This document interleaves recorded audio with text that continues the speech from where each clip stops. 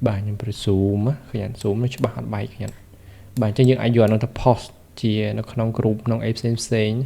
được không ở Facebook ấy chứ đó bài về thi bầm lại em bị xe tới group hiệp sân nô ní kia xua vui ta tóm ăn trái chẳng ở bà sân chỉ không cả này để những trong thua lươn trong thi lươn ở thay những trong nhà nó group hiệp tao Telegram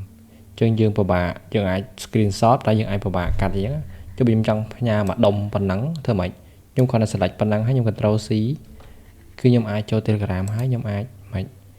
cứ pass control V bà nói thật bà về trình mà chân khởi nhắn hay những trong nhà chỉ phá đo cầm trên tới với chân gì trong nhà chỉ tiền lúc hiệp thùng để này món dưỡng trên cầm trên tới hết sen tới khởi nhắn bà cứ bị trình chẳng khởi nhắn bắt tay số tham bớt sân những trong ba mặt tiền pin đôi chia nên làm đòn và thành print review về ní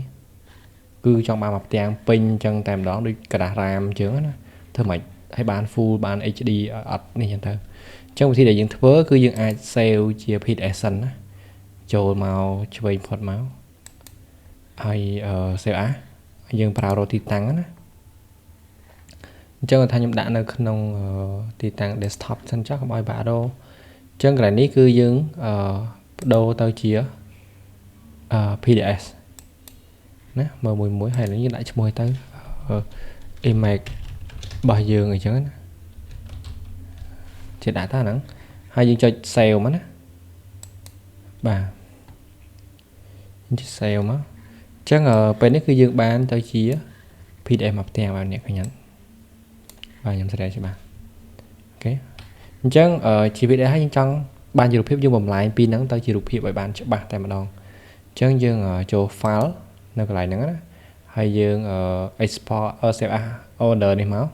អត់មាន export ទេអញ្ចឹងកន្លែង image នេះហើយយើងរើសមក20នេះយើងចង់បានថាយើង PNG ចុះបន្តមកទៀតយើងត្រូវចូល setting ដើម្បីកំណត់ភាពច្បាស់របស់វាបាទចូល setting ហើយវានឹងលោតផ្ទាំងមួយទៀតមកគឺផ្ទាំងបែបនេះអញ្ចឹងកន្លែង resolution នេះគឺយើងត្រូវកែបើសិនដាក់ទូចវានឹងអត់ច្បាស់ដាក់ដល់600 1200ច្បាស់ដាក់ទៅ600សិនថាវាល្មមណាប៉ុណ្ណឹងគឺល្មមហើយអូខេហើយទីតាំងដាក់ណាខ្ញុំដាក់នៅក្នុង desktop ដែរចុះណា desktop ហើយខ្ញុំដាក់image png អូខេប៉ុណ្ណឹងហើយចុច save មកនេះរត់មកព្រឹងបានអញ្ចឹងឥឡូវនេះខ្ញុំចូលទៅរបស់ខ្ញុំសិនហើយខ្ញុំចូលទៅក្នុង desktop ខ្ញុំដាក់គេមកអ្នក image ខ្ញុំ image នេះមានទំហំ500 k ក៏វាមិនតូចដែរប៉ុណ្ណឹងចិត្តកន្លះមេណាអានេះជា file PDF 100 kg ជាងអានេះគឺ500 kg ជាកន្លះមេហើយអញ្ចឹងយើងបើករូបភាពនឹងមើលបាទវាចេញតាមកម្មវិធីរូបភាពមកអញ្ចឹងខ្ញុំព្រាធំមើលណាវាធំអត់បាទខ្ញុំព្រា zoom ឃើញអត់ zoom nóច្បាស់អត់បែកឃើញអត់បាទអញ្ចឹងយើងអាចយកnóទៅ post ជានៅក្នុង group ក្នុងអីផ្សេងឬក៏ក្នុង Facebook អីចឹងណាដែលមើលទៅវាអត់បែកអត់បាត់គុណភាពអីចឹងទៅឲ្យគេបរិយាគេ zoom មើលបានអីចឹងណាឃើញអត់អូខេអញ្ចឹងអានេះគឺជាវិធីបំលែងពី PDF ទៅរូបភាពដែលគុណភាពច្បាស់បាទអរគុណច្រើន